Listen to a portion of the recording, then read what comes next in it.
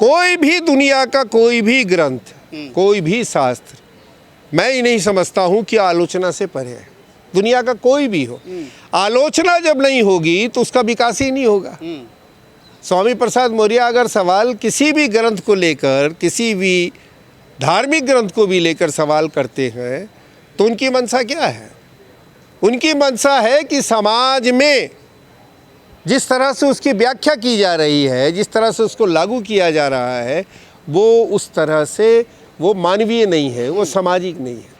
नमस्कार, मैं राहुल नागपाल और आप देख रहे हैं सोशल मीडिया। मेरे साथ आज वरिष्ठ पत्रकार अनिल चमड़िया जी हैं। बातचीत का विषय रहेगा कि जिस प्रकार से उत्तर प्रदेश में पूर्व मंत्री, बसपा के, सपा के और तो कहूँ भारतीय जनता पार्टी के भी पूर्व नेता स्वामी प्रसाद मौर्य पर आज कई लोगों ने ताबड़तोड़ जानलेवा हमला कर दिया।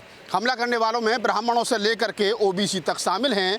एक यादव है, एक ब्राह्मण है। अनिल चमड़िया जी सीनियर पत्रकार हैं, उनके दृष्टिकोण में पीडीए की परिभाषा क्या है?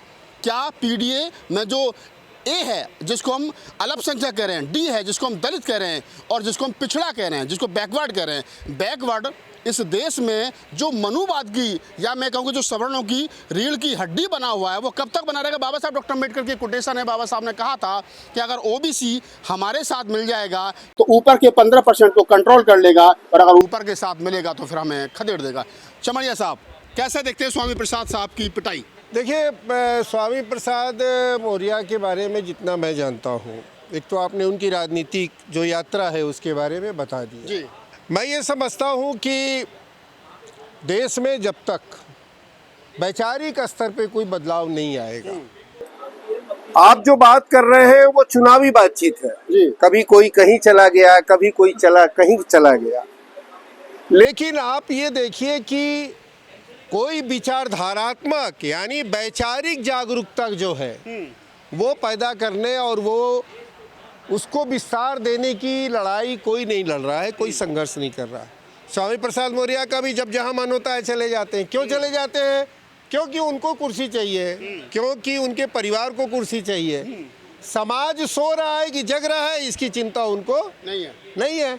तो जाहिर सी बात है कि अब वो समाज का साथ चाहेंगे तो समाज के लिए फिर उतना काम करना होगा, समाज को उस स्तर पे जगाना होगा कि कोई इस तरह के हमले की जरूरत भी ना करे, महसूस भी ना करे। लेकिन अब इस तरह के होंगे, कल आज स्वामी प्रसाद मौर्य पर है, कल किसी और पर हो जाएगा, कल किसी और पर हो जाएगा। ये बड़ा ही व्यक्तिगत एक स्तर का एक हमला और प्रति हमला जो है, ये हम इस तरह की प्रवृत्ति, इस तरह की घटनाओं में हम देख रहे हैं जी। आपने कहा कि इस प्रकार की प्रवृत्ति इसलिए हो रही है क्योंकि आपकी बात का लबो-लबाब मैं निकालूं कि हमने समाज को तैयार जो है वो नहीं किया है। क्या कारण है? पिछले 3-4 साल से जब से बीजेपी से स्वामी प्रसाद मौर्य अलग हुए, फिर सपा में आए, चुनाव हार गए, एमएलसी रहे, फिर हिंदू धर्म के खिलाफ मुखर होकर बोलते रहे। अब उस सारे सिस्टम के बावजूद भी जो ओबीसी वर्ग है, जो दलित वर्ग है, वो उनके समर्थन में तो खड़ा है, लेकिन कहीं ना कहीं जो दो पीटने वालों में एक यादव भी शामिल है। तो क्या कारण है कि मतलब जिस प्रकार से उनको चाहिए था, जो समर्थन मिलना चाहिए था, समाज का नहीं मिला? देखिए, हमारी जो प्रवृत्ति है ना, हमारी, जैसे कि आप जो बात कर रहे हैं, अंग्रेजों ने जाति को अपराधी घोषित कर दिया।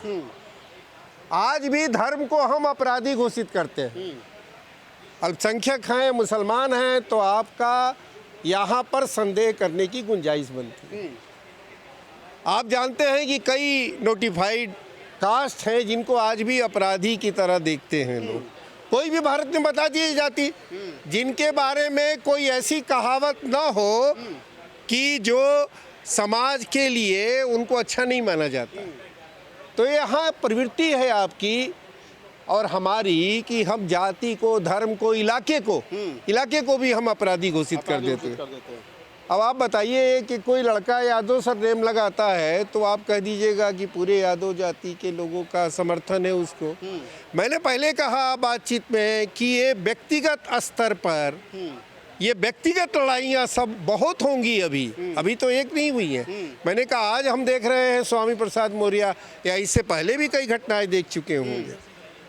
आप जब सवाल जब कर रहे हैं तो एक व्यक्ति के हमले की को एक जाति के रूप में प्रस्तुत करने की कोशिश करें, ये उचित नहीं है। मैं उसको नहीं स्वीकार करता कि जातिगत कोई हमला है, इस तरह से मैं लेकिन जो आप कह रहे हैं कि जातिगत हमला, मैं भी उसको स्वीकार करता हूँ कि कोई जाति बुरी नहीं होती, कोई जाति अच्छी नहीं होती, लेकिन फिर भी कहीं ना कहीं जिस प्रकार से समाजवादी पार्टी पीडीए का नारा वो लगा रही है, और समाजवादी पार्टी के स्वामी प्रसाद मौर्य नेता रहे हैं और वर्तमान में वो पीडीए का बड़ा हिस्सा भी हैं, तो पीडीए के लोग ही उन पर हमला कर रहे हैं। तो पीडीए के महापुरुषों की जो परिकल्पना है उसको समझ नहीं पा रहा है। देखिए, पीडीए क्या है? एक राजनीतिक पार्टियां अपने चुनाव के लिए उनकी एक फॉर्मुलेशन तैयार करती है। आज पीडीए है, कल सीडीए हो जाएगा, डीडीए हो जाएगा, कुछ भी राजनीतिक, आप मानते हैं राजनीतिक जुमला है? राजनीतिक जुमला तो है, ये चुनावी है। मैंने तो पहले कहा, राजनीतिक जुमला क्या होता है? ये चुनावी फॉर्मुलेशन है। इस देश के अंदर बाबा जो हैं, जो जिनका काम धर्म की बात करना है, कथा बाँचना है, धर्म का ज्ञान लोगों को देना है, वो भी आजकल उनकी भाषा जो है वो ज़्यादातर जातिगत आधार पर लोगों को चिन्हित करके, महिलाओं को चिन्हित करके उसी प्रकार की हो रही है। तो सब जगह कब नहीं हुआ है बताइए आप? कब नहीं हुआ है? कोई नई बात आप बताइए कि कोई नई बात हो रही है। कोई नई बात हो रही हो तो बताइए। आपकी इस सभा में जितनी भी यहाँ सभाएं चल रही हैं, आज 7 अगस्त को, आप एक भी महिला बताइए कहाँ बैठी हुई है, मंच पर बाहर कहाँ है? नहीं, लोग तो कह रहे हैं ना, कह रहे हैं संविधान बराबरी का जो है दर्जा दे रहा है, सब कुछ कर रहा है सरकार की। जो संविधान में है, समाज की स्थिति पे बात कीजिए ना। समाज में क्या स्थिति है? संविधान में तो जो लिखा हुआ है सो लिखा हुआ है, उसको बांचने का काम थोड़ी हमको करना है। उससे तो हमको समाज बनाना था ना, और समाज उससे बनाना है। क्या हम उससे समाज बना पाए हैं? आज़ादी के 75 साल बाद भी संविधान लागू नहीं है। नहीं है। समाज कहाँ बना है? संविधान कहाँ लागू? समाज ही हम नहीं बना पा रहे, नागरिक तो बना नहीं पा रहे हैं। नागरिक जो बोध है, नागरिक जो चेतना है, वो तो हम बना नहीं पाए हैं। स्वामी प्रसाद मौर्य जैसे लोगों पर जो क्या नाम है हमला हो रहा है, या बोली लगाई जा रही है कि सर कलम करके लाओ, 20 लाख देंगे, 10 लाख देंगे, बाबा लोग बोल रहे। नहीं, मैंने सुना है। मैं कह रहा हूँ कि क्या सरकारों की सह है इन लोगों को? नहीं, सरकार की क्यों सह होगी? सरकार की नहीं सह होगी। आप मीडिया का कैरेक्टर है कि कोई भी बात कह देगा, तो आप उसको बड़ी उछाल देते हैं। अब हम ये कैसे कह सकते हैं कि एक ही दिन में हमला होता है चमड़िया जी, और उसी दिन जमानत भी मिल जाती है हमलावर को? मिल जाती है तो क्या? लेकिन स्वामी प्रसाद मौर्य साहब पर आरोप है कि वो सनातन को, हिंदू धर्म को जो है तोड़ मोड़ के प्रेस करते हैं पब्लिक डोमेन में, धर्म को वो तोड़ रहे हैं, ऐसा कहा जाता है। नहीं, कोई नहीं। ये तो आपका नज़रिया क्या है उनकी बात को सुनने और समझने का, ये महत्वपूर्ण होता है। मनुस्मृति और रामचरितमानस को निशाने पर लेते हैं। देखिए, ऐसा है कि अगर कोई किसी चीज़ की आलोचना करता है तो आपकी भाषा में वो निशाने पर आ जाता है। ये भाषा ठीक नहीं है। निशाने पर क्यों लेंगे? कोई भी दुनिया का कोई भी ग्रंथ, कोई भी शास्त्र, मैं ही नहीं समझता हूँ कि आलोचना से परे है। दुनिया का कोई भी हो, आलोचना जब नहीं होगी तो उसका विकास ही नहीं होगा। स्वामी प्रसाद मौर्य अगर सवाल किसी भी ग्रंथ को लेकर, किसी भी धार्मिक ग्रंथ को भी लेकर सवाल करते हैं, तो उनकी मंशा क्या है? उनकी मंशा है कि समाज में जिस तरह से उसकी व्याख्या की जा रही है, जिस तरह से उसको लागू किया जा रहा है, वो उस तरह से वो मानवीय नहीं है, वो सामाजिक नहीं है। नहीं तो सर, हिंदू धर्म का सारा ताना माना उनके वेद शास्त्र धर्म ग्रंथों पर ही खड़ा है। आप उन्हीं के ऊपर सवाल खड़े करोगे तो इस प्रकार के हमले तो होंगे ही। लेकिन ओबीसी अभी भी कमंडल के पीछे पड़ा हुआ है सर, आज भी। अब ये बताइए कि ओबीसी कोई जाति है क्या? समूह तो है सर, समूह है, जातियों का समूह है। जातियों का समूह है। आपके भीतर जब तक जाति नहीं खत्म होगी तब तक समूह कैसे बनेगा? समूह बनाने के लिए तो आपको बाबा साहब का जो नारा है, जाति को नाश करो, जाति का नाश करो। क्यों कहते हैं वो जाति का नाश करो? छुआछूत के साथ तो सबका भेदभाव है, ये छुआछूत तो बहुत सारी जातियों के साथ। वो क्यों कह रहे हैं कि इसके आधार पर आप एक ग्रुप बनो, एक अपना समूह बनाओ। आप अपने भीतर जो जाति की जो भावना है उसको खत्म करो। तो ग्रुप तो अभी बना ही नहीं है। कहाँ रोटी बेटी स्थापित करें ग्रुप बनाने के लिए आप लोग? हाँ, आप लोग आपने किया क्या? अच्छा, आपने किया तो अच्छा किया। तब तो आप जैसे लोगों को तब तो लीडरशिप पे आना चाहिए और आप ही को इसका नेतृत्व करना। एक लास्ट सवाल ले लेते चमड़िया जी आपसे चलते चलते। सवाल ये है कि आप भारत का जो भविष्य है, जिस प्रकार से भिन्न भिन्न खंड खंड हो रहा है, लोकतंत्र की जो मूल धारणा है वो खत्म हो रही है, कैसे देखते, क्या कहना चाहोगे इस विषय? नहीं, भारत का भविष्य बहुत अच्छा है। भारत के भविष्य को कुछ नहीं होना है। देश में पिछड़ा, दलित, ये जितने भी कमज़ोर वर्ग जिनको कहा जाता था, छोटा कहा जाता था, ये सारे लोग जग रहे हैं।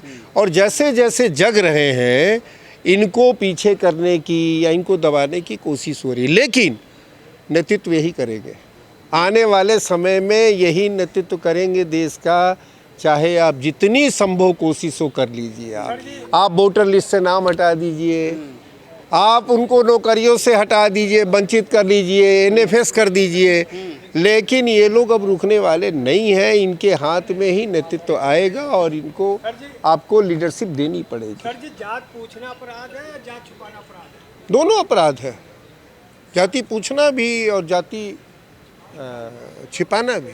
जाति क्या छिपाना? चलिए, तो आप अनिल चमड़िया साहब थे और सीनियर पत्रकार हैं, जैसा मैंने इनके विषय में बताया, और आप गाए बगाए इनको तमाम मैगजीन और टीवी चैनलों पर सुनते और देखते रहते हैं। बातचीत करने का विषय सिर्फ यही था कि हम लोग जान सकें कि स्वामी प्रसाद मौर्य पर हमला करने वाले जो लोग हैं उनकी जो मानसिकता है वर्तमान समय वो कहाँ और कहाँ किस प्रकार से सरकार के साथ उनका घालमेल है। पूरी बातचीत के बारे में आपकी क्या प्रतिक्रिया हमें कॉमेंट सेक्शन में बताइए। धन्यवाद।